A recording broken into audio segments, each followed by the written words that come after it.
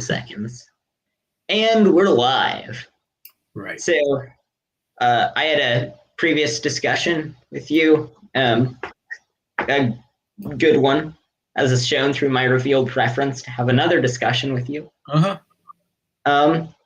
Yeah, so the first question I'd like to ask, so I read your article that was about why you're a moral realist, and your justification was kind of an intuitionist account, along with the argument that, well, that in the scientific domain, we can also not be sure of any facts. Even if I think that there's not a tiger in my house, it's possible that there's a tiger in my house. Yes. So, in terms of this is the argument that I lost about 55 years ago. Yeah. So I too am a moral realist, but I've generally tended to lose the arguments on the other way when arguing with a moral anti-realist. So I'd be curious as to hearing your response to some of the. I think the strongest argument against our position is the evolutionary argument. The argument which says there is no right and wrong, it's all an illusion, and we can explain why we have these illusions. And that I don't know a good way of refuting that. I read Mike Humer's book because I knew he was on my side and was a professional, and he thinks he's got an adequate rebuttal to that. And you can read the book and see if you're persuaded, but I'm not. So I think that's also a defensible position. And in choosing between the two defensible positions, I think I'm really driven by the fact that I'm unable to believe one of them. That is to say, if I just think about how my head works, the idea that there's nothing wrong with doing terrible things doesn't seem to me a possible picture of the world, even though I can't logically show it's wrong. And, it's not quite in the same category. There is an argument I sort of like, which says you can't really, science is completely worthless. And the argument is that all scientific argument depends on the inductive hypothesis, the assumption that the future tends to resemble the past. Without that, you have no way of knowing that just because things fell down yesterday, they'll fall down tomorrow. And the question is, why should we believe that? And you say, well, the future's always resembled in the past so far, so that's good evidence. They say, no. That's a circular argument, because that only works if you expect tomorrow to be like the last million years. And that seems to be a logically coherent argument, but I find it very hard to believe it. Right. I mean, the problem is, in order to make it, at some point, there are just certain axioms that we have to assume, because in order to say that because of X being the case, Y follows from it, you have to assume, one, that X is the case, and two, you have to assume a rule of inference that allows you to go from X to Y. And so in the case of the problem of induction, you just don't assume the rule of inference that because things have worked a certain way in the past, they're likely to work that way in the future. Now, an argument that I'm... But your initial fact is often observed, not assumed. And people think that they have observed that rule as well. And the point is that involves a circular argument. But right. let me put it differently, because I think you're trying to treat thinking as if it was a more sort of explicit logical process than it is. That, if you think about what your senses are actually seeing is, a pattern of pixels, essentially, a pattern of light and dark dots that are being perceived by receivers on your retina for the eyes. But what you are seeing is not that at all. You're seeing a face, a nose, a whole bunch of stuff. So it's already been filtered through a whole bunch of pattern recognition software. And you say, all right, I nonetheless managed to survive in this world. Why? Because evolution has given us very good pattern. Something has given us, I would conjecture evolution, very good pattern recognition software. And given that, one should generally trust the output of that software, not with 100% certainty, because sometimes you get optical illusions, but that's the way, the best guess you've got is that that's right. And one of the things my pattern recognition software tells me is certain acts are wicked. That's coming out of the same general software. It is not impossible that it's being fooled in this case, just as there, if you look carefully enough at the eyesight and hearing, you could probably figure out some ways in which there are sort of predictable illusions, and there's reason for those illusions.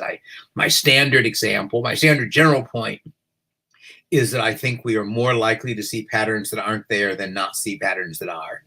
And that makes evolutionary sense because the cost of seeing a tiger lurking in the shadows when it isn't there is not very high, and the cost of not seeing one when it is there is very high. So and that I think explains a lot of sort of human mistakes where we're seeing patterns. Famously, people see animals in clouds and things, and so forth. So I don't think any of the pattern recognition software can be treated as certainly true, but I do think you've got to rely on it. There's not anything else to work with. Right. I mean, one argument that I'm sympathetic to, which serves two functions. One, it provides an answer to the evolutionary debunking argument, and two, it argues for utilitarianism. Specifically, it was argued in a paper by Neil Sinababu, I think, and the argument was essentially that you would expect many of our moral intuitions to be unreliable, but you would expect us to be able to come to reliable conclusions about our qualia. So if I'm experiencing a sensation, you would expect us to be reliably able to determine if that's a sensation that should be avoided in the future or if that's a sensation that should be pursued. So you'd expect our sense data about our sensations to be fairly reliable. When you say should, are you talking about your interest or your gene's interest? Well, your gene's interest. Yeah. Well, I don't always agree with them. Well, right. So this argument goes to show that you would be reliable at accurately detecting certain facts about your qualitative experience. And so when I experience immense torture, I would be able to accurately parse out that that's bad. But you would expect the rest of our moral rules not to be as reliable because there's an evolutionary reason as to why they would evolve, even if they didn't reflect an actual truth in the real world. Yeah, that sounds like a possible argument. That's really the argument I was sketching before, which is the moral nihilist position that you can explain even consistent moral rules as the product of evolution because certain patterns of behavior led to reproductive success, basically. So that is a possible way of understanding it. I just don't believe it, but I can't show it's wrong. Well, no, this argument, it argues against the nihilist position. No, I don't think it does, because it then says we have a good reason to believe that our sensory data is pretty reliable, but we don't have a good reason to believe that our moral intuition is reliable, because the moral intuition was not selected for by whether or not it led to reproductive success. Right. The argument is that we would be upon introspecting about the phenomena that we personally experience, similarly to how if I have a certain experience in a room, I would be able to accurately parse out the level of yellowness in the room. Yes. It argues that I would similarly... You can accurately parse out the degree to which something that happens contributes to your reproductive success. But that doesn't get you any moral results. Well, the argument is a reason as to why our other moral intuitions that are not based on our understanding of our phenomenon, so like our other moral beliefs would be unreliable, but our moral beliefs about the goodness of our phenomenal experience would be reliable. I don't understand. Those are our beliefs about the degree to which our phenomenal experience contributes to our reproductive success would be reliable, but I don't accept that as a definition of goodness. Well, it's not that we would be accurate in terms of determining if it would contribute to our reproductive success. The argument is that we have strong evolutionary reason to be able to detect accurate features of our qualia. And one accurate feature of certain qualia that we experience is goodness. So we don't have strong reproductive reasons to be able to detect that one. That's the whole point of the argument that we don't like, isn't it? Well, we have strong evolutionary reason to assume that just as a whole, we would be effective at detecting the components of pathological introspection.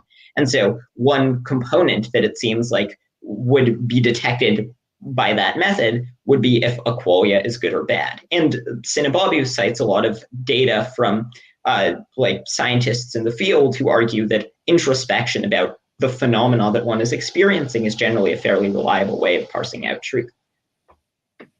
Yeah, but I still don't understand how that gives you truth about moral questions. Well, because if we if when I have a phenomenal experience, if I detect goodness or badness in the phenomenal experience, Yeah.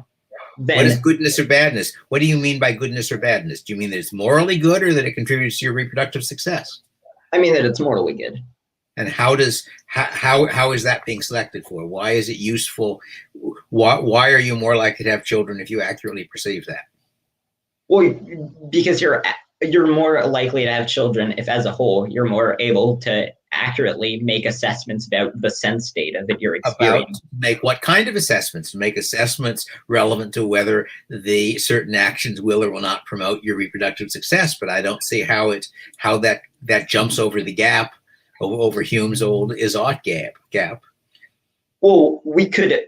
So similarly to how we evolved reasoning to mathematical reasoning at a basic level, that the point originally, the reason why we evolved it was to see that if you have 3 tigers in the bush and 2 leave, you would want to know how many tigers are remaining in the bush. Right. But we are able to use it to do calculus. Similarly, right. A spillover effect of us being able to accurately make conclusions about our phenomenal experience would be that the majority of our conclusions about our phenomenal experience are reliable, including ones about the goodness or badness of our phenomenal experience. I still don't see how you get that. Maybe I am missing something, but I don't see how. It seems to me that, that's like saying, I can see how tall you are, so my senses must tell me how smart you are. Doesn't seem to follow that I can have a mind which is good at detecting certain things without having a mind that's good at detecting everything. Indeed, if anything, you might think that it would be a waste of the limited intellectual resources you have to use them to see patterns of goodness unless goodness serves some useful purpose to you. Right. So the argument is that, like, if there's a biological function that allows us to accurately ascertain things about our experience, there's a strong biological reason why we would, if we had a certain experience, why we would think why we would want to avoid painful experiences, which is what's said by the evolutionary debunking argument. And yet, if we want to be able to accurately ascertain true things about our qualia, which is evolutionarily useful, then we being able to ascertain true things about our qualia that are relevant to our reproductive success is evolutionarily useful. Not all possible things. It is not particularly useful to me when I look at a beach to be able to count the grains of sand. All right, so I in fact have my guess of the number of grains of sand in a beach is probably off by orders of magnitude. Right, but there are certain things that you evolved to be able to do because there was an initial biological reason as to why it was useful, and then that grew But then out. You have to be arguing that somehow the same mechanisms that are good for seeing whether or not there's a tiger in the bush are also good for seeing whether or not an act is virtuous, and I don't see why you would reach that. I can certainly see why, given that we have moral intuitions, the same intellectual abilities that let us take a bunch of facts and try to find patterns in them would let us try to derive moral laws from our moral intuitions. That seems like a parallel activity, but I don't see how they give us a basis for knowing that the moral intuitions themselves are right. Well, because the same intuitions that we've evolved to be able to accurately ascertain other things about our phenomenal experience also have spillover effects that allow us to accurately figure out if our phenomenal experience is good or bad. I don't see how you know whether good or bad are actually meaningful categories from that argument. Well, yeah, I think this is partly a evolutionary question of like things that we've evolved that have made us as a whole able to detect accurate elements of our phenomenal experience? Because there are certainly elements of our phenomenal experience that like that could conceivably be detected. You could imagine a plethora of other senses, but they would not be particularly useful, so we didn't evolve them. Right. But if there's some evolution that, but if there's one evolution that allows us to accurately ascertain facts about our experience, I don't see why that. Only if you believe that somehow the same intellectual abilities that apply for determining facts in one realm apply for determining facts in another, and there's no particular reason why that should be true. Not at least until you've figured out what those mechanisms are, and we haven't. Yeah, I mean, this seems like a scientific question about whether it is similar mechanisms. I think Sin and Babu attempted to show that it is a similar mechanism and that it did have a spillover effect. But that is a scientific question that neither of us are. Anyway, but you should probably, if you haven't read Mike Humer's book, you should read it, because he thinks he's got a solution to the problem, and maybe you will find it convincing. Book is called Intuitionism, if you don't know it. Yeah. So another question. He's a bright guy. So, what do you make of the argument, the Mackey's argument from queerness of, if there were mortal facts, they would be entities of a fairly strange sort, utterly different from anything else in the universe, and so that gives us reason to disbelieve the existence of mortal facts?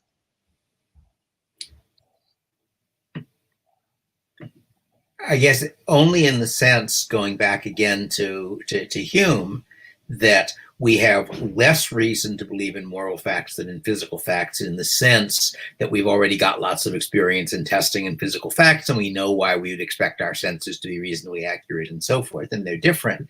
But I don't see how that means that they aren't there, because it's not at all clear that mathematical facts are of the same sort as physical facts, or that all physical facts are of the same sort. So I don't know. I don't read philosophers very much. Mostly I haven't found it very rewarding. I read Humer because he was making arguments for the position I had already come to, and I have read a few other people. I read Nozick, and because he was talking about things I was interested in, but on average, I don't find academic philosophy. I mean, the way I usually put it is that there's a reason why philosophers still read Aristotle and economists and physicists don't. Yeah. So in terms of your position on politics, yes, opposed to the existence of government. Yes. So in our last conversation, you mentioned that we have strong theoretical reasons to suspect that government will be on average worse at making decisions than the private sector, because, as you said, in the private sector, when there are market failures, that's the rule, or that's the exception, but with the government, that's the rule. Uh-huh. So it does seem plausible that the percentage of things that would be market failures would be higher in a competitive market, or rather with a government, than in a completely privatized market. But it seems like there are the things that could go wrong absent a government could go really wrong, such that the cost of the mistakes would be higher. So, for example, things that can go wrong with a government can go really big too. You might, after all, consider that a couple of governments in my lifetime took some risk of thermonuclear war. That's a big, bad thing. It's very expensive. It's not something, a serious thermonuclear war isn't going to happen because of, some particular private bad guy. It might have one atomic bomb and, kill 100,000 people, but it takes something the scale of a government to wipe out a population or come close. We're not sure we could have wiped out a population. We could have come pretty close.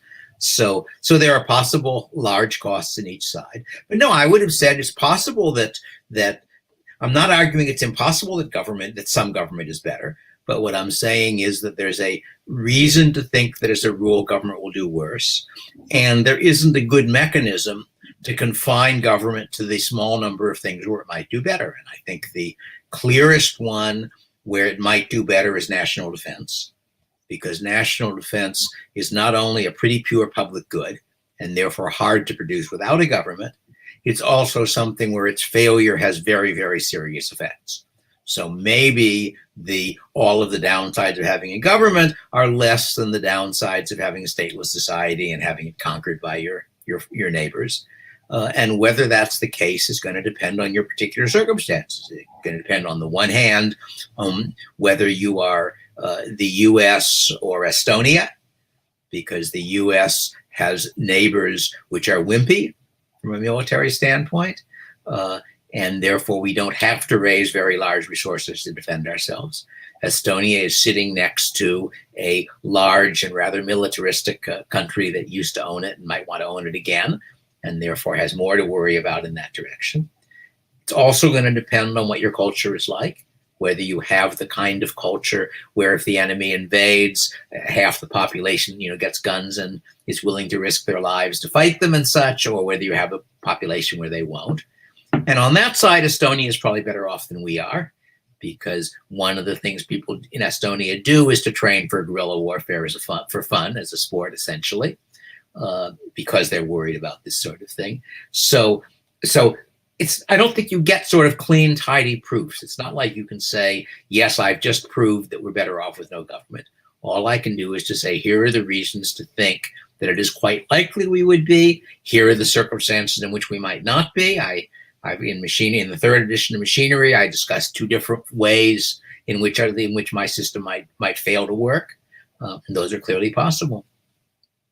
Yeah, so given that there are a lot of functions done by, so I agree that it is possible that there's some non-zero probability and fairly far from zero, like definitely some like, I don't know what probability I assigned it, but maybe 15% that a stateless society would work better than our current state-based system. And yet it seems like, given the sheer number of avenues of possible collapse, be it through there just not being functional provisions of utilities, the absence of national defense, like bad environment. Other than national defense, the other weakness I could see would be cartelization. But where else do you think that there are serious weaknesses?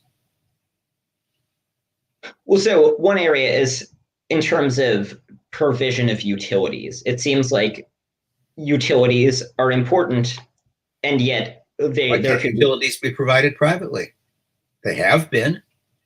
We had utilities before there was government regulation of them. Well, there could be utilities provided.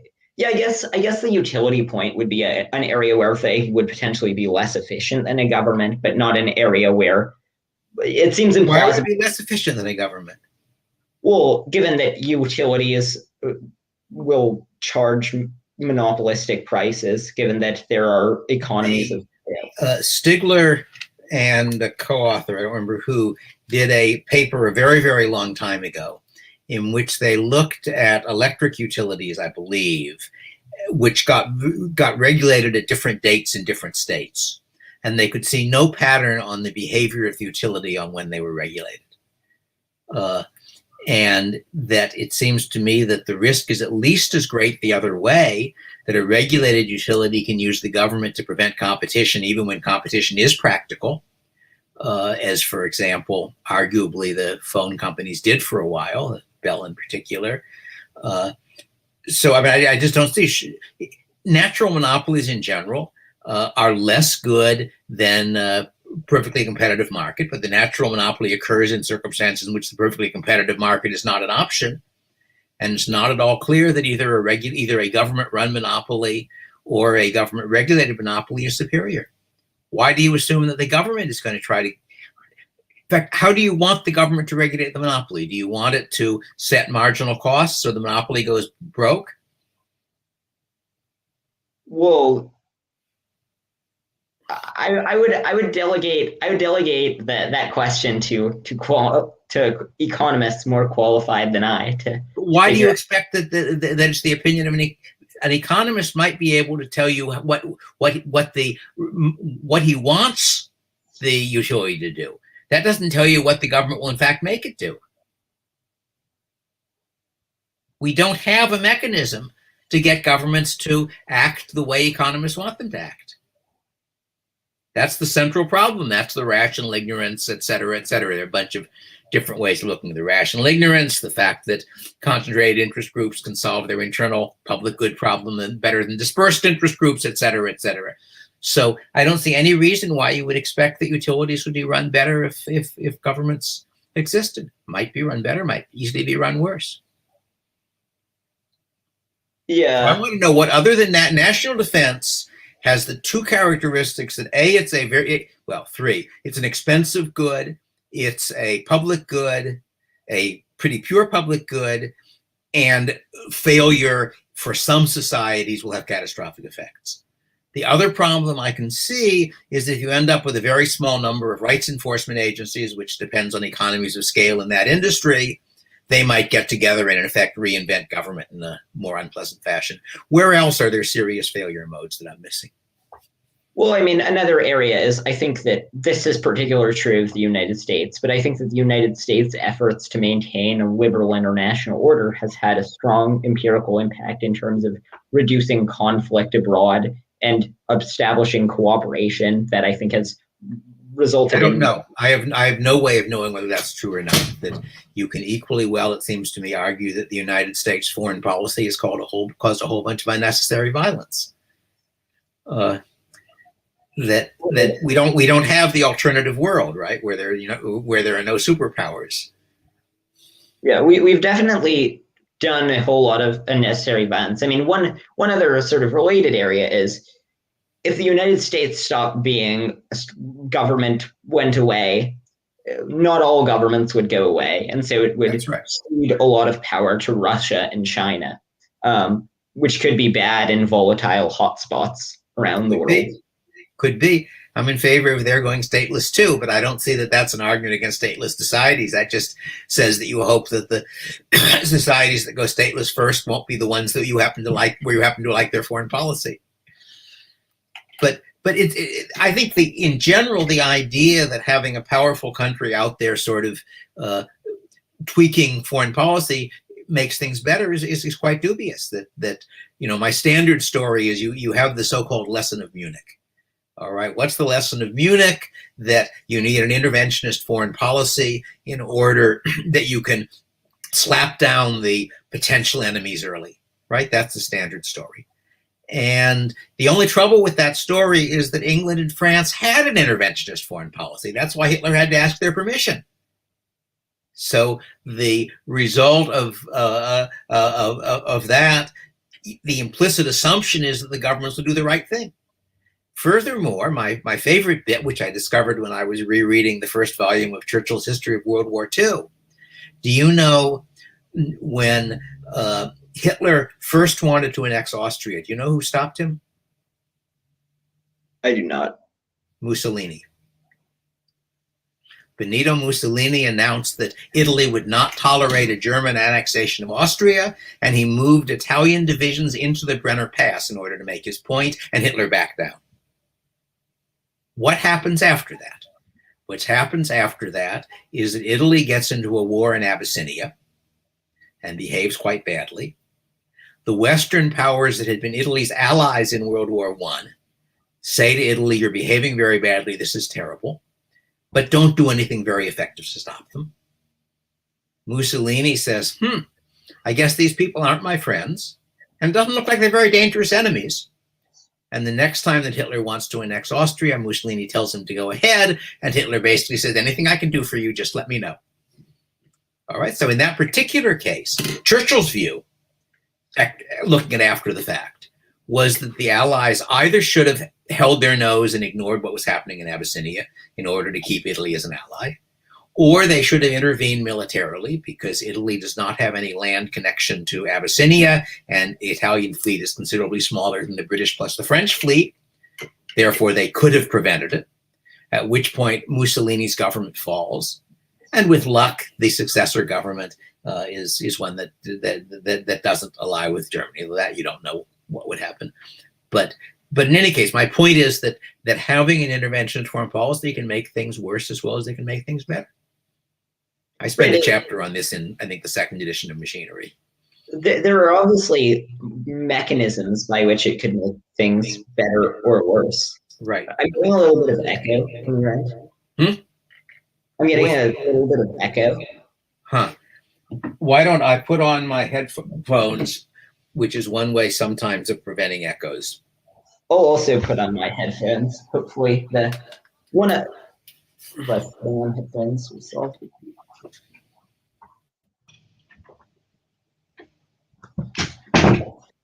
I believe is that the speaker of my computer is picking up your voice, and then the microphone of my computer is picking that up, and therefore giving feedback. All right. Has the echo gone away? I think yes, it has. Good. So there are obviously mechanisms by which intervention can cause harm, and there are also mechanisms by which it can produce benefits. But it seems that, like, the answer to this, in terms of which one outweighs, is an empirical question. Mm-hmm. But your assumption seems to be that the ability to do intervention makes the world better, and I don't think that's a predictable statement. Well, I think I could provide some empirical data that I think bears out the trend that U.S. interventionism has reduced conflicts in many areas, and particularly that the U.S.-led liberal international order has been a force for good. Don't know. That is to say, the result of the U.S. policies in general from World War II on was to view a whole bunch of things as U.S. versus Soviet Union conflicts.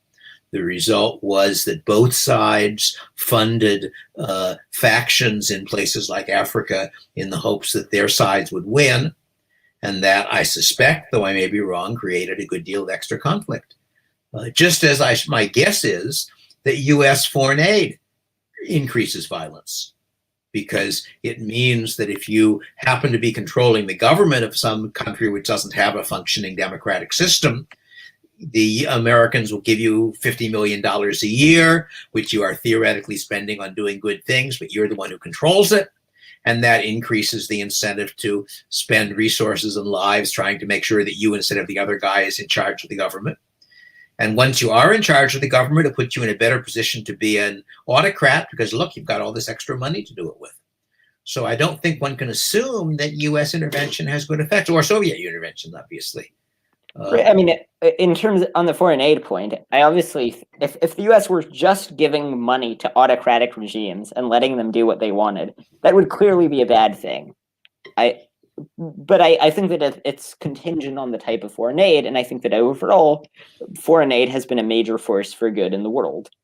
The function of the foreign aid, of the U.S. foreign aid and the Soviet equivalent, was basically to bribe countries to support us. Isn't that reasonably obvious? Why do you think the U.S. government is willing to give $50 million a year to some African country that nobody knows how to find? Because you want one extra vote in the UN. I mean, and maybe we want a little bit of help in the next African country over so that the guerrillas that are supporting our side can get there and the guerrillas supporting their side can't. I mean, it gets more complicated. But it was basically a large-scale conflict between two superpowers. And it isn't clear to me that things would have been worse if we hadn't been playing. Yeah, I mean, once again, this seems like an empirical question. But why do you think foreign aid has done a lot of good? Well, the data that I've looked at seems to indicate that foreign aid has lifted a lot of people out of poverty and made it. What evidence do you have for that proposition? We gave lots of foreign aid to India, and India ran 5-year plans, which worked very poorly. I don't think we gave any foreign aid at Hong Kong, and Hong Kong was spectacularly successful. I doubt we gave any to Singapore, though I don't really know.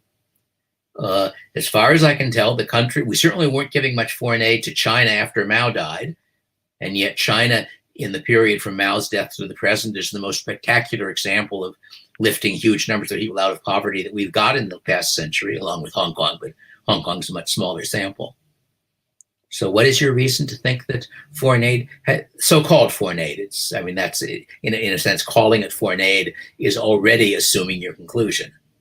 Why is the U.S. government giving money to foreign governments something that does good.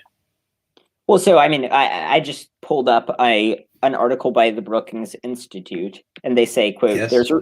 There's rigorous research to back this up. An exhaustive 4-year study by the Institute of Medicine concluded. Oh wait, sorry. This is only about a particular program. Let's see. Yeah. So, well, this is describing how that particular program was effective. Do you have you read anything by someone who disagrees and has put similar amount of effort into arguing the other side? Yes, I for that have. particular program. For that particular program. Not for that particular program, but for foreign aid in general. You should be more in general. I do not trust the result of an academic paper, academic study, if that's all that's written on the subject, because it is much too easy to get the conclusion you want to get by how you do it. The particular one that I was thinking about recently was the CDC announced that they had a study that showed that mask mandates worked. Now, it is possible that mask mandates work. I don't know. It's by no means obvious, because even though it's probably true that wearing a mask works, one of the effects of mask mandates is that people meet inside their house where you can't see they're meeting without a mask instead of outside, and that's higher risk of transmission. One of the results is that people say, well, if I've got a bandana over my face, I'm safe, so I can get close to you, so you don't know. Well, the CDC did a study, and I am willing to assume they did the study honestly. And it takes about 5 minutes for anybody who's statistically sophisticated to list the ways in which the study could have given a bogus result. I don't know that it did give a bogus result, but that particular one, what they basically said was, look at all the counties in the US, which is a lot of counties.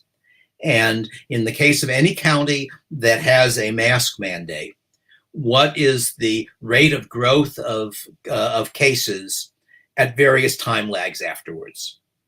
And they indeed discovered that on average, counties that put on a mask mandate, that if you went, there was no effect, or not much effect for the first few weeks, but that if you went a little way up, that there was a noticeable reduction in the growth of cases. What is the obvious? There are two problems with that. First, there are a bunch of different ways of doing that experiment. You can use different specifications for the regression. You can use different time lags. Now, in the time lags, they actually reported it for a number of different lags, and most of them, they got the same result. They didn't report the different ways of fitting it, whether you use logarithmic or linear or whatever. But even putting aside that problem, which is a problem because if you know what result you want to get, you then, obviously the particular specifications that didn't give that result were bad specifications. But beyond that, these are not independent events. The fact that a county puts on a mask mandate is not a random event. In particular, a county where infection rates have just been going up is more likely to have a mask mandate go on than one where they've been going down. Almost certainly what happens to infection rates today has some correlation with what happens to it a month from now.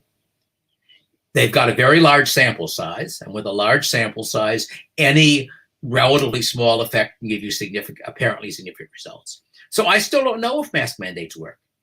But I know that if you just believe the CDC's statement, look, we've got a scientific study that shows it, then you would say mask mandates work. And I think that's true in general. I don't think one can afford to be trustful, to be trusting of that sort of thing, except in an issue where you've actually looked reasonably carefully at how they did the study. Hopefully you found somebody competent who disagrees with it or who wants to disagree with it, who has tried to take it apart and so forth.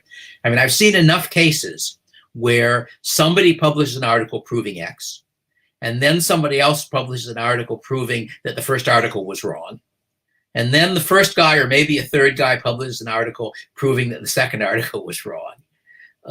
My first experience of this, back when I was about 15 or 16, I was looking at colleges, and I visited Yale. And Yale happened for some reason to be having a program on the House Un-American Activities Committee, HUAC, which was a very controversial thing back a long time ago. And it was an organization that looked at what people they thought were communists and tried to publicize it and do various things about American communists. This is ultimately coming out of the Alger Hiss case, where it turned out that a very prominent figure indeed was literally a communist agent. But in any case, so as I remember, I think the first thing I saw that they had was a movie called Operation Abolition. And the point of Operation Abolition was to prove that the attempt to abolish the committee was a communist plot. And they pointed to the communists who did it. They gave all sorts of evidence and so forth. The International Communist Movement, of course, doesn't want us investigating them. And so they tried to suppress it. And the next one was a movie called something like Operation, not Fraud, but Operation something or other. And it was the debunking of the first movie and showing how the stuff in the first movie was bogus. And then, as I remember, there was written literature from the pro-HUAC side showing what was wrong with the second movie. And that was a very educational experience. Yeah, it reminds me of something that Scott Alexander wrote about at Slate Star Codex about how there were a series of studies about the effects of the minimum wage, each of them claiming to have debunked the other one. That would surprise me. I only knew of one study that claimed to show the minimum wage not having a negative effect on employment of unskilled workers. And the interesting thing about that study was not the evidence, which was very weak, but the fact they had a neat theory. It may not have been the minimum wage, though. Because the cases that I'm familiar, the two cases that I actually followed at some point, one of them was on concealed carry of handguns, because that started out with an article written by an ex-student of mine, John Lott, or co-authored by him, Lott and Mustard. And it was a journal article, an entirely respectable journal, and it was a statistical argument. And what it claims to show is what I would have predicted, indeed more or less did predict in a textbook I had written years before that if people carry concealed handguns, then the kind of crime where the perpetrator confronts the victim is going to go down, because it becomes more risky to mug somebody if there's some chance you'll pull out a gun and shoot you when you do so. And that would not necessarily affect crimes that aren't confrontational crimes, like auto theft and such. And they got that result, that they statistically showed that states that put it in, you had less of that. And there were then the first round of attacks were terrible. I covered them in my blog at the time, but then there were some respectable attacks by serious statisticians who claimed to show that there were things seriously wrong with Lott and Mustard's paper. And that went on, and it reached the point where I figured I wasn't a good enough statistician and wasn't putting enough time in it to really judge who was right. But it was a back and forth. And the other one of those cases that I followed a little bit of was the question of whether the death penalty deters murder. And the early round of that stuff was worthless, because the early round of that stuff was people saying, look, murder rates on average are higher in states that have capital punishment. And that's got exactly the same problem as the CDC thing. Why do they have capital punishments? Well, maybe it's because murder rates are high and therefore people are worried about it. Or maybe they're a characteristic of the society, a society where people don't care very much about life. They're both willing to kill each other and willing to hang each other. Then somebody tried to do a serious statistical result, and he got very strong results showing, if I remember correctly, that each execution deterred like 12 murders, something like that. And then other people got in, and there was serious statistical stuff critiquing him. So anyway, so I really think that in any of these things, you've got to look reasonably careful, and you've got to be willing to say that for most of these issues, you yourself don't know. And the fact that you're told the experts say it is only very weak evidence. Yeah, I mean, the thing is, I think that cuts both ways to some degree. The fact that, I mean, the same way that I would be the same arguments as to why I should be distrustful about what I perceive being the expert consensus would also be a reason as to why I should be very distrustful of my initial suppositions about political issues. So I mean, I think that probably not the same reasons, but you should be suspicious of both. Right. I mean, yeah, it would definitely be different reasons. I think that there are still, well, they don't definitively prove the point or anywhere near definitively prove the point. They can serve as inductive evidence, certainly, for the point. And in terms of the foreign aid point, The Brookings Institute article, I'll post a link to it. I think it was pretty fair-minded, and it cited research on both sides. I generally it might be right. I'm just saying you have to look fairly carefully to know whether it's right. You have to look at some of that research on the other side and see whether it's being correctly described. Yeah, I mean, it is difficult to come to consensus to definitive conclusions about these things, but I have a weak belief that I think foreign aid is most likely does more good than harm. I would say that the only time when you should give noticeable weight to a result on the first round is when you happen to know that the result is the opposite of what the people making it want to believe. So, for example, my standard example of that is the fact that, do you know about nanotechnology? Very loosely. Nanotechnology is the idea of doing engineering at the atomic scale. Yeah. And some of the early nanotech people have argued that there are pretty strong arguments for some sort of regulation of it because of the amount of damage that could be done. I've been involved with these people for a long time, and they're basically libertarians. So their bias is against believing that you need government regulation to their field. And the fact they nonetheless think that you might very well need government regulation really suggests there are pretty strong arguments for that position. So that's a kind of case where I'm inclined to take pretty seriously. But all of the cases where people claim to have good evidence for things they already wanted to believe, which the CDC is one example of, I think you have to give very low weight to unless you've actually looked at the evidence fairly carefully. Yeah, I mean, the nanotech point might be another argument in favor of government as to why. Oh, it is. Sure it is. Of course, I'm not saying there are arguments in favor of government, but on the other hand, the flip side of that is that the only organizations that spend large amounts of resource trying to design ways of killing people are all governments. Right? That's what defense departments do and fund. And therefore, if what you're worried about is a high school kid, a bright high school kid ending the world in his basement, that's an argument for government restrictions. If what you're worried about is somebody designing a super clever sort of nanotech equivalent of disease, all right, and it's a disease which looks at your genes and sees whether you're Chinese or American, and too bad that we're going to kill some Chinese-born Americans, but nothing's perfect, and we're never going to use this. Of course, we're just going to keep it in the lab where it's safe. If you're worried about that kind of threat, then having a government makes things worse. And then the argument is that defensive technology has a big private market. For one thing, we want to defend against natural risks as well as nanotech risks. And in fact, we've got lots of nanotech risks already because biological organisms are engineered at the atomic scale.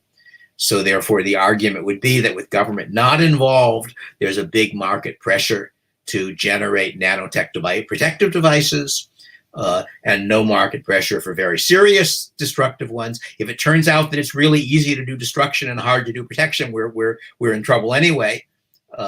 And then maybe we're better off in the world where the government controls all nanotech and they do their best to make sure that any destruction is contained. But it seems to me it's not at all clear what the net effect is, only that there's an argument in each direction.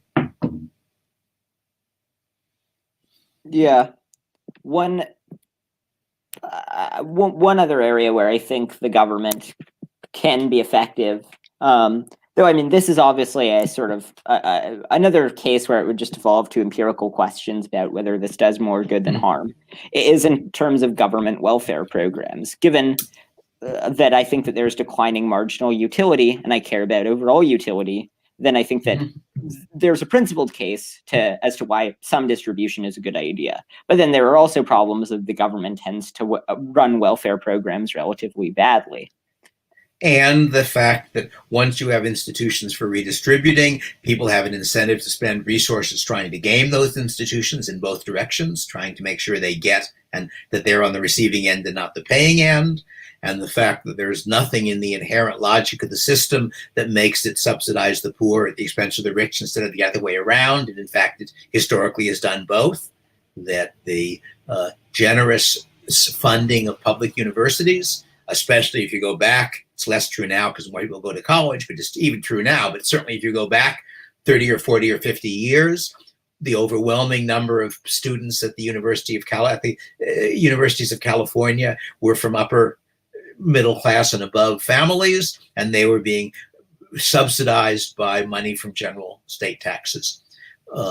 So it goes both ways. My favorite factoid on this one, which may just be random accident, is if you look at U.S. poverty rates, we've got data back to about the end of World War II. And from then until the point at which the war on poverty got fully funded and staffed, poverty rates, by constant definition, were falling fairly quickly. Since then, they have stayed about constant, with going up and down with economic conditions. So the original theory of the war on poverty, what it was sold for, was it was to get people to not be poor. It was providing things like retraining, so that once it was done, there wouldn't be people who needed extra money. Those people would have been taken care of, maybe a few new ones. But the people who used to be poor would now be sort of lower middle class or something. They gave up on that. It didn't work. That's the book Losing Ground, if you're curious, which is by somebody who was involved in it and ended up as a skeptic. And so instead they switched to making being poor less unpleasant, which they did. But of course, one result of making being poor less unpleasant is that the incentive to sacrifice and do lots of difficult things in order not to be poor becomes less. Which is at least a plausible explanation for my factoid, although there could be something else that was going on. So I don't think you can assume that in general, welfare makes poor better. And I think if you look around the world, the overwhelming factor in reducing serious poverty has been economic growth, not welfare. That it's not like, China has a redistributive society, but they've got an awful lot fewer poor people than they did 40 years ago. So anyway. Yeah. One final area is yeah. The area of copyright law. I remember yes. Last time you mentioned that there was some paper, I forget who it was by, but that suggested that copyright and that patents were not a particularly effective way. It's a book, not a paper. It's I'm just trying to remember the name of the book. And the answer is my mind is blocking on it at the moment, but you can actually find it online. Against Intellectual Monopoly, I think that's the title. And the authors, true to their principles, have it free online so you can read it. And I think it's Leibowitz and Margolis, if I remember correctly, Stan Leibowitz, and I forget what Margolis's name is. I'm not sure they're right, but they may do a pretty good job of making the argument. And of course, in the case of copyright, we're finding out, because large areas of copyright have become unenforceable as a result of the fact that a lot of our IP is online. It's cheap it's basically costless to copy and costless to distribute. And that means that if you're a musician, you have to make your money in a way that does not really depend on enforcing copyright law on people who want to copy your songs. And to some extent, it's true of book authors. Book authors can do a little bit better, but not hugely better. So no, I think there's certainly an argument for patent, and there's an argument for copyright. For both of them, there's an argument for their being useful, but they also have sizable downsides. That the result of copyright of a patent law is to make invention much harder. It increases the payoff to invention, but it means that anytime you want to invent something new, you first have to do a whole bunch of expensive research to make sure that nobody else has already patented what you're doing. Because if they have, you start your company and start making your product and somebody sues you. Yeah, I mean, all of these are plausible accounts, and it seems like I sound like a broken record. It seems like the question of whether they're able to, the net effect is positive or negative is an empirical question. That's right. And the question of whether you need evidence is a theoretical question. That is to say, most people who think about these issues in many different areas only look at the arguments on one side. They say, here is why you need copyright, here's why you need patent. And they don't, and I think it is very valuable to have people like the Leibowitz and Margolin say, no, here's why you need not to have it. Here's why it makes things worse. And then you come up saying, well, they might be right, they might be wrong. We cannot be confident. I should say, by the way, that one of the points I make in third edition of Machinery is an intellectual property law will be underproduced by an anarcho-capitalist society. That is to say, I don't know what the right amount is, but it'll produce less of it than the right amount is for theoretical reasons. Yeah. What in terms of another area? So you said in your debate with Ben Burgess, I think you said that you were emphatically not a libertarian, and that your first no, I didn't say that. I said that I was not that I was not arguing my position from the natural rights libertarian position. I said I was not a utilitarian. Yeah, wait, I may have misspoke. I meant to say that. I said I was neither a utilitarian nor a consequentialist, but that I was in favor of arguing my position with consequentialist arguments. Right. And my position is that I cannot demonstrate to a skeptical person that my moral beliefs are right. And therefore, I cannot expect to persuade somebody with different moral beliefs on the basis of my moral beliefs. However, I think the moral beliefs different people have are sufficiently similar so that the system that's better for moral belief A is probably better for moral belief B and C as well. And that's the system I'm arguing for, after all. And that therefore, I only have to persuade people of the consequences, and I will get people with a range of moral beliefs to agree. That's the argumentative strategy I have been pushing for a very long time. Right. So the question, so what are your objections to consequentialism? The fact that it is not consistent with my moral intuitions. The fact that I can describe a situation, somewhat artificial situation, where a act pretty clearly has consequentialist positive results, and I disapprove of it. Right. I mean, there are definitely cases where consequentialism goes against our moral intuitions. Yep. There was a paper by Singer, I think, Green and Singer, which, in the vein of discounting, of assigning less weight to things if they confirm the conclusion that the person initially believed, yes, right, you would assign less weight to the conclusion of this paper, given that Singer's a pretty committed utilitarian. But the argument was, yes, that many of our moral beliefs that are deontological are rooted in emotions and heuristics, but the part of our brain that lights up when we're applying the deontological rules are the more emotional ones, while it's the more logical and reasoned ones that are the consequentialist ones. So I think that this provides. But how do we logically and reasonably get what consequences we're in favor of? That isn't the response, oh, look at how happy that person is, that makes me feel good. Isn't that just as much of the same kind of emotional response? And that's ultimate, or how unhappy he is, and that makes me feel bad. That's what underlies utilitarianism.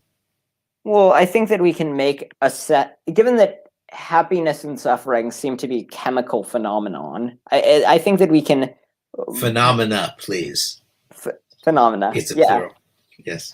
We can make reasonable judgments about, on the basis of what seems to be the most plausible, given that we know what happiness is and we know what suffering is based on our own experiences of it. There are many. So how do you feel about wireheading? I am staunchly in favor of wireheading. All right. How do you feel about Nozick's experience machine? I am, again, staunchly in favor of Nozick's experience machine. So you will, when you have that offer, you will plug yourself in, if you believe the offer. Right. Well, if we assume that the increase in the well-being that I experience will outweigh the utility that I will bring about to others and the utility that I would experience over the course of my life. But if that were the case, then I would. Sure. And I think that we would have reason to think that our intuitions about utility machines that would not be particularly reliable, given that the intuitions that we developed to evade tigers are unlikely to be particularly applicable to utility machines. So I don't see it. I think that there's some, given that our moral intuitions are often clearly flawed and often in contradiction. So one example is that there was a paper by Nick Beckstead that talked about this, that in people are much more in favor of giving aid to a group of people.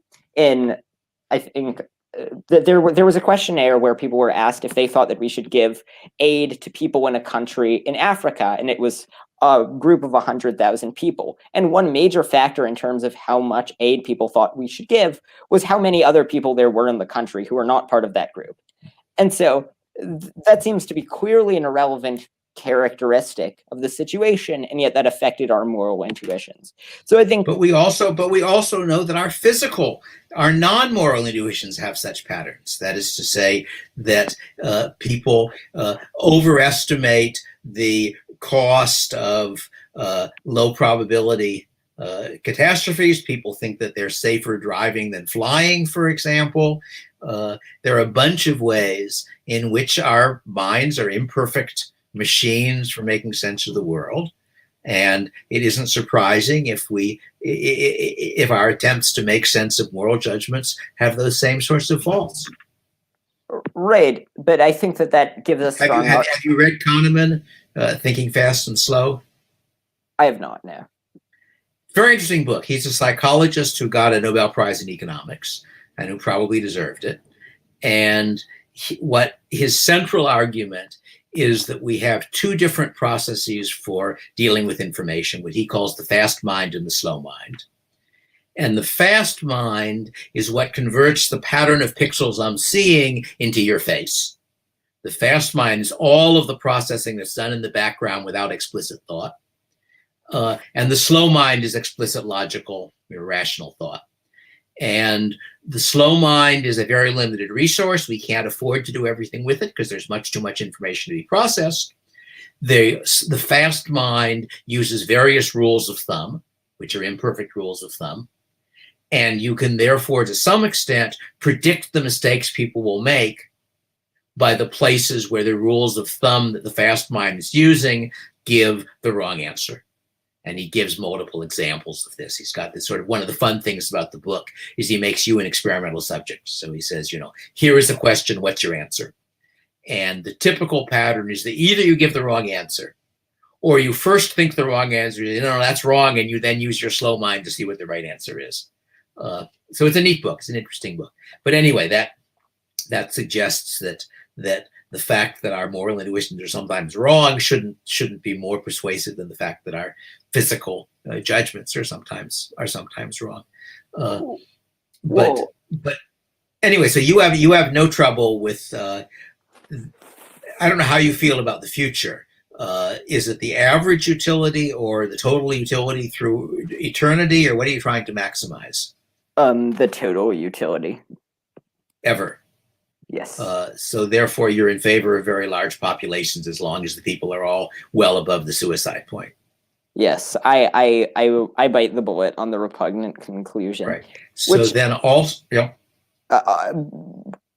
intuitively to me, I don't find the repugnant conclusion to be particularly repugnant. I find it to be slightly inaptly named. But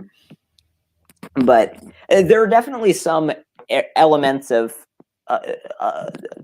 thinking about of hypothetical scenarios that don't seem to correspond to our moral intuitions. And yet I think that if we think through them, they almost always seem to correspond with things that are pretty good heuristics for maximizing well-being, or other areas where you would expect us to make the wrong decision. So one example is, with the utility monster of Nozick, the just for people who are watching, I assume you know what the utility monster. You have been a utility monster. When you were 1 year old or maybe 2 years old, you were a utility monster. You haven't had children yet. Children signal that they are feeling happiness and unhappiness more intensely, much more intensely than adults. And their parents respond to this by being willing to bear unreasonably large costs to keep their kids happy. Anyway, that's a digression, but it's an interesting one to me. Yeah, so the utility monster is somebody who feels everything much more intensely than anybody else, and therefore we maximize utility by diverting all of our resources to making him as happy as possible. Right. And I think that many of our intuitions is that we shouldn't make ourselves willingly go onto the plate of the utility monster if it would slightly improve their meal. But I think that you would expect us to have that intuition because we have a very hard time grasping large numbers and grasping the quality of the experience. And so I think that while we do have intuitions that go against utilitarianism, I think that they almost always correspond with other cognitive flaws that we would have in other domains. So I don't think that they're a particularly good reason for disbelieving utilitarianism. Not impossible, but all I can say is that such of the basis for my moral beliefs as I have is intuition, and I can pretty easily construct situations where the intuition contradicts. It just seems to me there are things that are valuable other than happiness. Yeah, I mean, I guess, are there any examples of cases where you think that there are counterintuitive implications of utilitarianism where it can't be explained by other cognitive biases or other heuristics that we have to make sense of the world? I don't know. That is, let me give you two sort of standard examples. One of them is that your best friend is dying, and he says, this envelope has got $10,000 in it. Please hand it over to my son. And he dies. No witnesses. Should you say, well, I've just gotten $10,000. Let me figure out what the best way of doing with it, what the best thing to do with those $10,000 is. Maybe I'll give it to his son. Maybe there's somebody else who could use the money more. Maybe I'll keep it myself if I've got something good to do with it. That seems to be the implication of utilitarianism. And yet it seems to me clearly wrong. So that would be one example, one sort of fairly simple example. Well, I mean, I think that could be explained away with the heuristic of generally a good heuristic, which we have strong evolutionary reason for, is loyalty to our friends. And so that seems to provide a reasonable account of why we would have that intuition. But you're then saying that, in fact, it's wrong in this case, that you should. You're not merely saying that you will feel for your explainable reasons the way that I do feel, namely you should give the money to his son, but you say that's a mistake, that really the proper philosophical response is where the money came from is irrelevant. You should just figure out what's the best way of using the money. Right. Yeah, I mean, I don't believe it. You believe it? I do. I mean, I'll remember not on my deathbed not to give you the envelope. Well, I mean, as a matter of how I act practically, I act as a rule utilitarian. So I think that it is better to be the type of, things go best when we are the type of person who would give the $10,000 to our friend's son. So I think that you can trust me with that $10,000 on your deathbed. And I'm not sure why I should believe you. We've discussed already the problem of people making statements in their own interest. But anyway, but that would be one example. My other standard example is the one where you're the sheriff in a small town, and there have been a couple of unexplained murders, and the townspeople are getting really angry, and there are 2 or 3 suspects, and you're pretty sure that if you do nothing, the townspeople will lynch all of them. You've got somebody who you've arrested as a suspect. You've got the evidence which convinces you he's innocent. But if you hang him, that'll end it, and it'll only cost 1 life. And if you don't hang him, quite possibly he'll get lynched, and quite likely somebody else will. So there'll be an expected loss of 2 or 3 lives. No reason to think some of those lives are more valuable than others. So you ought to hang him. You ought to frame him and hang him. And again, you can always say, yes, my heuristic is that sheriffs ought to act according to the law, even if they often don't. But nonetheless, all I would have to say is that I don't approve of a sheriff behaving that way. Yeah, I mean, So my moral intuition includes a bunch of things. In addition, I agree that utility is a value, but I'm not willing to agree it's the only value. yeah, one thought experiment that is one that I have trouble getting around. I don't actually know how I would act in this situation. Is we have two possible. So there's a number called Graham's number, which is a massively huge number. It's the largest number or it was up to some point, that's ever been used in a mathematical paper, in like a published paper. Like it's hard to express how big it is. I would have said that any number is lower than Aleph Null, which is used in published papers. Well, it's the only non-infinite number. I forget the exact parameters, but it's the largest. That sounds very weird, but anyway, continue. Yeah, so it's a very, very, very big number. So big that it would require like several minutes to explain just the mechanism that gets a number that large. Right, sure. But there's another number called tree 3 that's far larger than Graham's number. And so Graham's number is like not even Graham's number involves a process that's iterated 64 times. Right. And you could iterate that process Graham's number times and it would still be far less than tree 3. So the question, the thought experiment is, so you have two options. One is a 1 in Graham's number chance of everybody of everyone experiencing tree 3 hedons. But if they don't end up experiencing tree 3 hedons, then everyone will be condemned to Graham's number units of suffering in the opposite direction. Right. Or you can give everyone just Graham's number units of happiness. Right. And so I can explain away why I have this incredibly strong intuition that you should not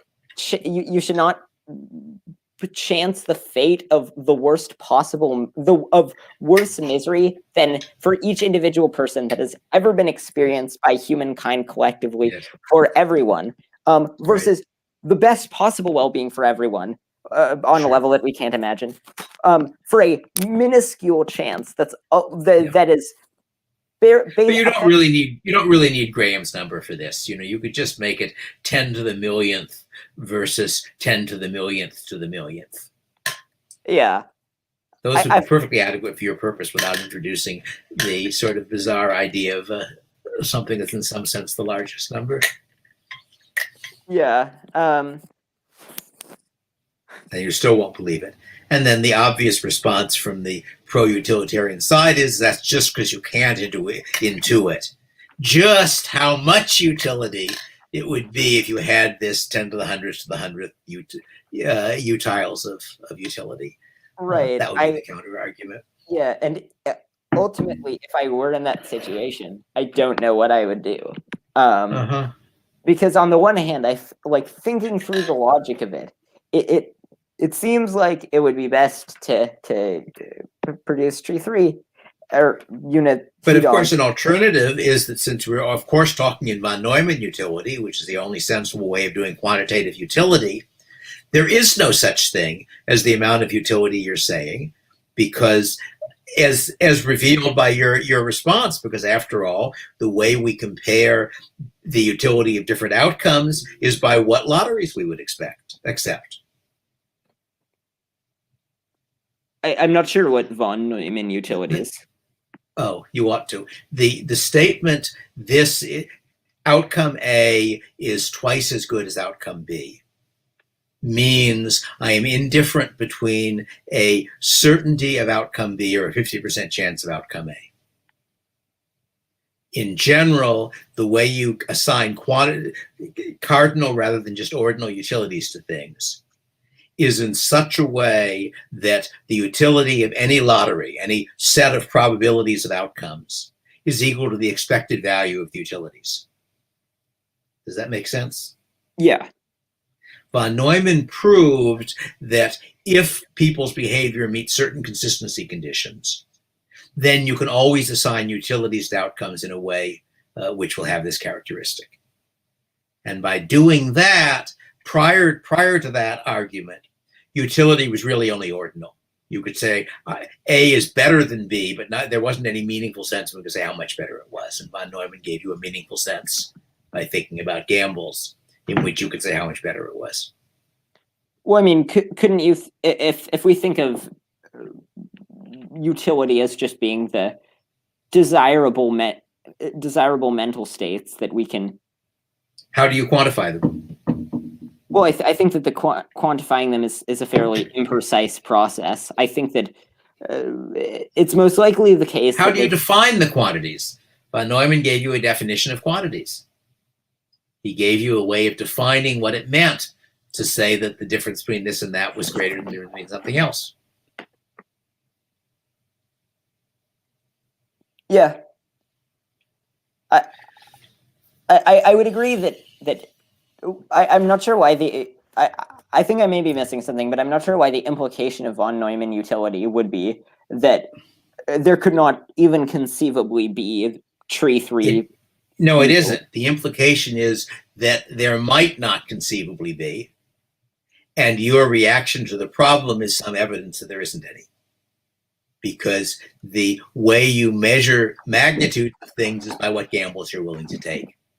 And the fact that your reaction is that you're not willing to take the gamble at least suggests that you can't imagine the thing that you're discussing, namely utilities that high. Right, but I mean, I can't imagine a lot. Putting it differently, the risk aversion is built into von Neumann utility. So if you say you might think that getting $1,000, that you might think that a gamble where you bet you can win $1,000 or lose $500, 50 on a flip of a coin, is clearly profitable to you. But it isn't, because after all, the $1,000, the extra dollar above your present income might well be worth less than the dollars lost below the income. That's your declining marginal utility. In fact, declining marginal utility isn't really a meaningful concept until von Neumann. But declining marginal utility, alias risk aversion, they're the same thing, is the statement that the expected value of a fair gamble in dollars is typically negative, because it's a gamble, and therefore you're losing money in one direction, which has higher utility per than the money you get in the other direction, unless for some reason you really need a lot of money, in which case it could have the opposite effect. So anyway, so all I'm saying is that what your intuition may be telling you is that you don't really believe that there is anything with that much utility. Because if there was, it would be something where you were in favor of taking that gamble. Yeah, I mean, I think that the way I would conceive of utility would be that it would be what a perfectly rational person would take in terms of a gamble of that type. And so I think it may be the case that I'm acting irrationally here as a result of my inability to. Why? Because perfectly rational people will not take all fair bets. You will take fair bets in utility, but not fair bets in dollars.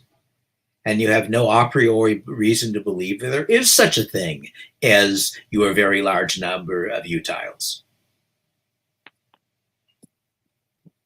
Maybe there is no outcome which has the characteristic that you would choose a 1 in a million chance of it over a certainty of a moderately good outcome.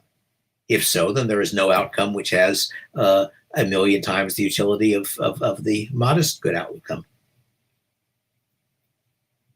Yeah.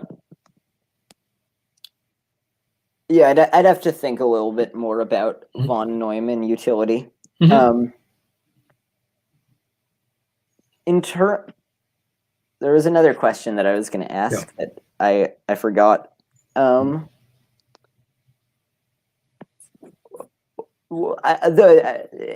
terms of the utility point, I mean, I think that there's quite a good evolutionary and psychological reason as to why I would have that intuition, which is that I have no way of conceiving of what Graham's number hedons would look like much less tree 3 hedons. And so if you're weighing between things that you can't conceive of, but you know that they would be really good versus other things, versus a low chance of another thing that you can't conceive of, but that you know would But be. the evolutionary reason is perfectly obvious, and that is that there is no way, it's more obvious for a woman than for a man, and that is that there is no way that a woman can bear more than about 20 children. So there's a limit to the size of the possible reproductive payoff. Now, I suppose you could imagine she can save the lives of a bunch of her cousins and such, but it's pretty hard if you try to imagine, because she has a limited number of cousins, and as you get farther away, it takes more and more of them to make up the same reproductive benefit. Men can do better, but they still are limits. So it would make sense that with declining marginal utility would be sensible behavior, because when you double your access to resources, you probably, especially at high levels, you aren't going to double the number of children you have. You increase it, but you aren't going to double the number of surviving children. So if what you're calling utility is really the set of rewards that the genes have programmed us with, done a somewhat imperfect job of it, of course, as always, then you would expect that there wouldn't be 100 million utile outcomes. Yeah, in terms of government policy, this is moving a bit back to the point of a stateless society. Are there any policies that you would advocate occurring right now that you think would dramatically improve incentives for government agents?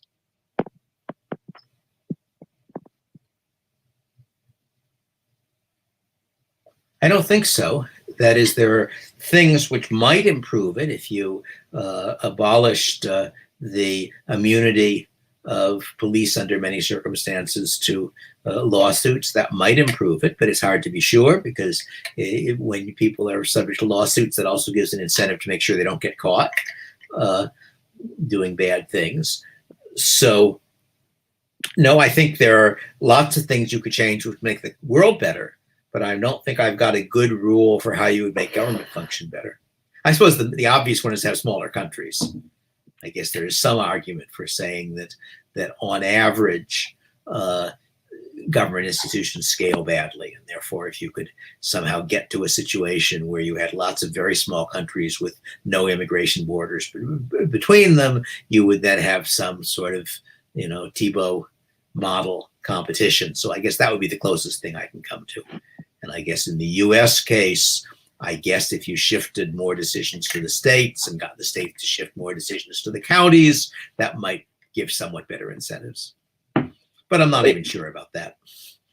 Yeah, though, I mean, then that raises problems if they're often problematic incentives. There was one that I can't remember if it was you who mentioned this one in your book, but no, I don't think it was you. It was someone else. I'm trying to remember who, but they mentioned that often cities will take policies that attract businesses to their cities by offering those businesses either tax breaks or large sums of money or other things to get them to go to their city. And yet, if everybody didn't if all of the cities collectively agreed not to take actions that hurt the economy overall, but increase the likelihood of big businesses going to their cities, then they would all be better off. They would be better off. It doesn't follow that we'd be better off. You're just saying that a government cartel could get more money out of taxpayers than a bunch of competitive government. That's probably true. That's one of the reasons I'm against it. Well, right, and the why do you assume that Why do you assume that cities being able to collect more money is a good thing? When that wasn't what the point was intended to show was that there are often actions for which the cities would be better off if none of them took the action. The city governments would be better off. Right. And it doesn't follow the population of the cities would be. Adding up all of those cities, those include all of the people who are employed by these companies, who have invested in these companies and so forth. And you can't automatically assume that making it easier for governments to tax companies makes people better off, which is what you're assuming. After all, just think of the fact that the steel companies or the auto companies could make more money if only they didn't have to compete with each other. Right? So this was the sort of the dream of the fascists, and I think of, to some degree, of the early New Deal people, that we shouldn't have all of this wasteful competition among companies. Let's get all the companies in some field together, and they can properly run their industry. And of course, the first thing they will do is to make sure the prices stay high. Yeah, I mean, I guess tax breaks would be a bad example. The trend that the story was intended to show was that if a city does something that attracts businesses but produces some amount of deadweight loss, then they're all better off if none of them do things that attract business. When you say deadweight loss, there's a deadweight loss to taxation. So what they say to the business is, for the first 5 years, we won't collect any property tax from you. That eliminates whatever deadweight losses are associated with taxing the market value of property. Right. I mean, if it's by just paying them, just directly paying the money collected by the taxpayer, then that would have a deadweight loss, yes. Right. But on the other hand, that's, at least theoretically, that's balancing the fact that the companies have an incentive not to come because of the fact they'll be taxed, and you're now trying to eliminate the losses associated with that incentive. No, I mean, there are certainly problems here, and part of the problem is that the company may in fact be bribing the government officials rather than the government, and there may be, rent-seeking expenditures and such. But anyway, I have a question. Since you seem to read much more philosophy than I do, what do you think of Rawls? I don't know much about Rawls except about the veil of ignorance and the original position. My view is, which he didn't invent, right. The veil of ignorance and the original position are in Harsanyi, like 10 or 15 years before Rawls. Yeah, I agree. I'm much more in the Harsanyi camp than the Rawls camp. Rawls assumed that if we were acting from behind the veil of ignorance, that we would not maximize total utility, and instead that we would, if we knew that we had a chance of being one of the worst behind the veil of ignorance, you don't maximize total utility. Behind the veil of ignorance, you maximize average utility. Right. So the tweak that I would give to the veil of ignorance to make it accurately reflect impartiality would be that you experience a random subset of conscious experience. So you might experience you would just experience all of the conscious experience. So rather than experiencing just the conscious experience of just a random person, you'd experience all of the total conscious experience. Or if we want to make it more faithful to the original veil of ignorance, then you could also experience the conscious experience of all of the potential people. So you have a chance of just not existing, or you have a chance of being one of the people who would have otherwise existed. Yeah. But I mean, the reason I ask the question is that one of the reasons I have such a low opinion of academic philosophy is that Rawls is famous. That is, that as far as I can tell, that he may have done many other good things. I've only read one book of his and a bit of secondary literature, but not very much. But as far as I can tell, he's most famous for making an argument that is absolutely indefensible, that is obviously indefensible, you think about it, and yet people take it seriously. That's the claim that in facing an uncertain situation, you will choose as if you are certain you will get the worst possible outcome. There's no way of defending that. His attempts to defend that make no sense, and yet he's a great, famous philosopher. I had this argument with some of the Bleeding Heart Libertarian group, who are academic philosophers who are libertarians, and the basic point I was making was that, let me not put it too unkindly, that they were willing to believe absurd arguments by somebody who was a respectable academic philosopher because they had to do it in being academic philosophers, and then would put down less absurd arguments by an outsider, in this case Ayn Rand, who this came out of somebody saying something about what it took to be a cartoon libertarian, and believing that Rand's treatment of some philosophical issue was sensible was one of the criteria. My guess is that Rand's treatment of that issue was probably not sensible, but then I would say, well, then would you say you're a cartoon something else if you think that Rawls' argument is sensible, and they weren't willing to say that? Yeah, my sense of Rawls, and this sense might be entirely wrong, so it can be taken with upwards of 5 grains of salt, is that Rawls was more influential as a popularizer of philosophical ideas and in sort of bringing them together with his thesis on politics than he is just purely in matters of philosophy. But there are all sorts of people who claim to be Rawlsians. All sorts of people who speak with respect of his difference principle. Yeah, I mean, I'm not going to defend Rawls's principle that you should act as if you might. No, but I'm going further. I'm saying you have to defend the field he's a part of in terms of his response to it. If you observed, if you looked at astronomers and you said, you know, there's this guy who's a really famous astronomer. What he is he's an astrologer, or he's somebody who seriously argues that the Ptolemaic model was right. You would then say, well, that only tells us that he's wrong. It tells us I shouldn't take very seriously anything written by professional astronomers because look how they're behaving.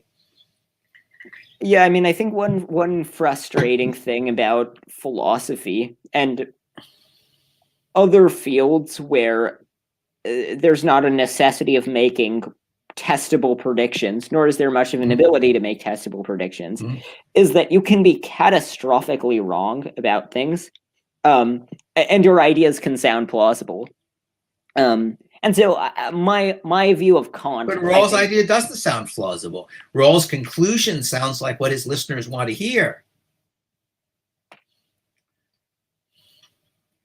I mean, this is like the people who say the world has only existed for whatever, 8,000 years or something. Given that they want to believe a simple interpretation of the Bible, they then have to fudge up arguments for it. But the fact that they are willing to believe those arguments indicates that they're deciding what to believe in terms of what they want to believe, and it seems to me that's true of all of the people who take the difference principle seriously. Anyway, yeah, I mean, I'm just poking at you because you sound as though you spend a lot of time reading academic philosophers, and I don't. Yeah, I mean, and there are reasons. My view is that the ones who are serious and likely to get the right answers happen to be the ones who agree with me. So. Of course. I think that everything said by all the ones who disagree with me are entirely indefensible pseudoscience. But the ones who agree with me, I think that as a whole, they're incredibly rigorous and have a high rate of accuracy. Yeah. I certainly don't feel that way in my field. I can think of an economist who I think the people who did that piece on minimum wage were indeed teaching me something I didn't know. I think they weren't the first people who did it. I think the point had been made a long time ago by someone else, but I'd never seen it. Namely, that if you had a monopsonistic labor market, then imposing a minimum wage might actually increase employment for unskilled workers. And I don't think it's very important in the real world as the U.S. is at present, because I don't think it makes much sense to expect unskilled labor to be a monopsony, because unskilled laborers are not very specialized, and therefore they can do their unskilled labor for any of many different employers. But it had not occurred to me before that there was a situation in which you didn't have... I used to have in arguing that you couldn't do economics a priori, I used to have a demonstration of hypothetical circumstances in which a minimum wage would increase employment for unskilled workers. But it was a really wildly implausible hypothesis. And then, I forget their names, wrote this neat article, and they showed a perfectly reasonable situation, just not, I think, one that's likely to exist in the US at present. So I thought highly of that article, although I thought that the point it was making was an unfortunate point, because minimum wages make the world worse. But nonetheless, good economics arguments, on average, make the world better. And that was a good economic argument. Yeah, I think, unfortunately, the problems with academic philosophy across many fields. So there was a. Are you familiar with the research of Tetlock about political scientists making predictions? The answer is, am I familiar with it? No. Have I heard of it? Yes.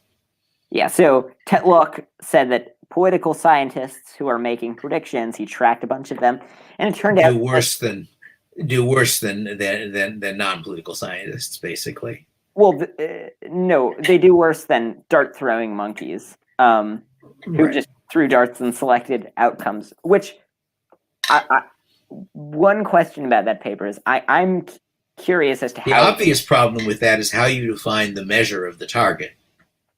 That is to say, if you're choosing randomly, you and I say, here are two possible futures. Let's flip a coin for which happens. And somebody says, no. Those aren't two futures. That's one future over there and 15 different futures over here. Look, I can specify the differences. So therefore, you only have one chance in 16 of hitting this one. So how does he get a natural metric for the size, as it were, of futures? Does the problem make sense? Yeah.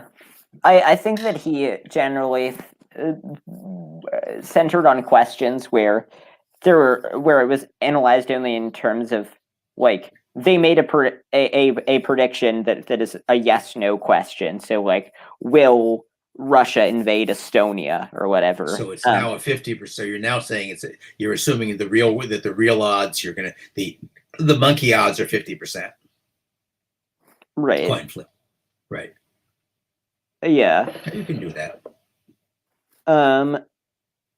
I've heard similar criticisms levied at economics, but I haven't looked at the. I'm still going back to that one though, because the question is: suppose the political scientists said, "Sure, there was really only a 30% chance that Russia would invade Estonia, but the chance of any of the other future items was much lower than that, and there were 15 other possible futures. So when I said I predict Russia will invade Estonia, I didn't really mean it's better than 50-50. I mean, of the different things that could happen in that part of the world, that's the most likely one." How did Tetlock limit himself to statements people said this will happen, or it's more than 50% chance, or something like that? I'm not sure. All right, go on to critique. Go on to talk about economics. Pretty soon, I'm going to have to quit because we're getting close towards dinner time. But what's your economic question? To take that one up with Tetlock. I remember last time when we were getting to the end of the conversation, you asked me how I defeat a deity, and we had a brief discussion about the problem of evil. So I raised the problem of evil. You raised the argument that there might be a morally sufficient reason, but we just don't know what it is. Yeah, so there are a few reasons I think why I think it's fairly unlikely that there is a morally sufficient reason for evil. One is just evidentiary, just an inductive argument. If we look at how many bad things there are in the world, it just seems quite implausible that all of them had a good reason for their design. It obviously doesn't rule it out. But let me offer you a reason why I find that form of argument less convincing than you do. And that is that I've just been debating with a couple of socialists, and their description of America is just terrible. I mean, there are all these people who are just barely making it out, and they're terribly oppressed and all the rest of it. And then I say to them, do you realize that the average real income in America at the moment is about 30 times what the average for the globe was through most of history? They probably don't realize that. So if you start out as sort of an average thing and you get your income multiplied 30 times, do you say, oh, look how terrible this is? And doesn't this suggest that there isn't, as it were, an obvious natural measure of how good or bad a society is? And that you're going to look at particular things, you're going to say, well, look, given that I live in this society, here's how much better I could imagine it being, and that's going to be true in any society. So similarly, what is your basis for saying, you know, after all, suppose you read G.K. Chesterton, who says, look how wonderful the world is, and he says, look, for most hours of your life, you're living in this gorgeous world that God has given us, and if you only had enough sense to appreciate it, as some of us do, and every once in a while you fall off a cliff and get killed, or your kid dies of a disease or something. So really, it's 98% heaven and 2% evil, and God's got his reasons for that evil. How Right. do you know it's wrong? Well, I mean, so in terms of the argument that even when confronted with large improvements in a person's material quality of life, people are not necessarily left satisfied. I think that that's true, but I think that that's a contingent fact about the way that our brains operate now. And I think that if you were designing the human brain as an omnipotent, I may have said omniscient or omnipotent twice and excluded omnibenevolent. Omniscient, omnipotent, and omnibenevolent deity. I don't think that there's any reason why, by logical necessity, you would have to design it such that we're unable to appreciate the overall improvements in quality. Is there any reason by logical necessity that God has to be a utilitarian? No, but I think that what if his definition of benevolent is to try to make each person into as nearly a perfect human being as he can be, where he's got some standard of perfection, and perhaps perfect human beings tend to be happy, but that's not the objective. He wants them to be virtuous and logical. And if you sort of think about the reasons that people you know, you would say, that's somebody I really admire. And it's not as simple as how happy he is. Well, so God may have the same standards. So even if that is the standard, I mean, I don't see why it. He's shaping people. Nothing bad is permanent, right? God can always fix it. And it may be that he has figured out what the experiences are that each person has to go through. This is presumably a God who believes in free will, so he can't just make you anything he wants.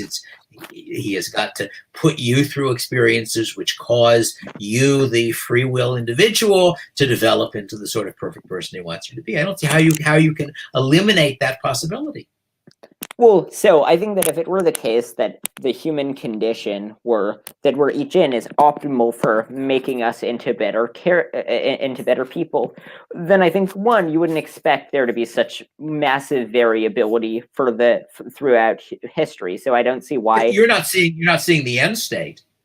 You're only seeing people up to the point when they die. God doesn't have that limit. Right, but I mean, in terms of if it is, I don't see why you would expect that the things that would make me into a better person and other modern people into a better person are likely to be very different from the things that would make people into a better person 1,500 years ago. Don't know. I don't know what God's constraints are, what the technology is for molding people. There's a whole bunch of stuff that I don't know. It just seems to me that it is way too confident to say not only that that there might be no good reason for the bad things that happen in the world, but I'm sure there can't be any. I mean, I think that it's possible that there is. I just don't think it's very likely. Another objection to the idea that there's some morally sufficient reason for all these bad things is that if there is a morally sufficient reason for bringing about things like malaria, cholera, earthquakes that crush children under buildings, etc., then we should have very little confidence in all of our moral beliefs, given how profoundly that goes against most of our current moral beliefs. Well, not necessarily. We're not gods after all. So that it may well be that the right things for us and the right things for a God aren't the same. Right, but I've long argued that we have, in a sense, two different sets of moral intuitions, one of which is a human's eye and one of which is a God's eye intuition. So if you say that, I usually think of this in the context of moral luck, that we say that if you drive carelessly and drink a bit and run down a small kid, we feel you're a worse person who deserves worse outcomes than if you behaved in the exact same way but were a little bit luckier and just missed the kid. And you push that farther and we say, well, look, we conclude that almost any random person who was born in Germany in 1918 would have accepted the job of concentration camp guard if it was offered to him. Does that mean that all people are about as bad as the people who are actually concentration camp guards? That's the problem of moral luck, which you're probably familiar with. And one way of looking at it is that from God's eye standpoint, We shouldn't. We should say that from the God's eye standpoint. You can say, what does somebody really deserve, stripping away all the chance factors? We can't do that. We are in a world where if you destroy something, it's permanently destroyed, and somebody's got to pay for it. And therefore, we have a moral system, which is sort of an accounting system, whose fault it is, who owes who what, rather than a desert system. This is sort of like Nozick's entitlement versus desert distinction. But anyway, I think we probably want to be winding this up because I should be eating pretty soon. All right. Well, it's been good chatting. It was fun. Yeah. If you web it somewhere, let me know what the link is, and I can put it up. If I what? If you end up webbing it, since you're recording it. Oh, it was being live streamed. All right. Well, at some point, tell me where the link is so I can point people at it. I've got a whole web page of links to stuff I've done. Right. Have a good time. It was fun and interesting. We can do this again sometime.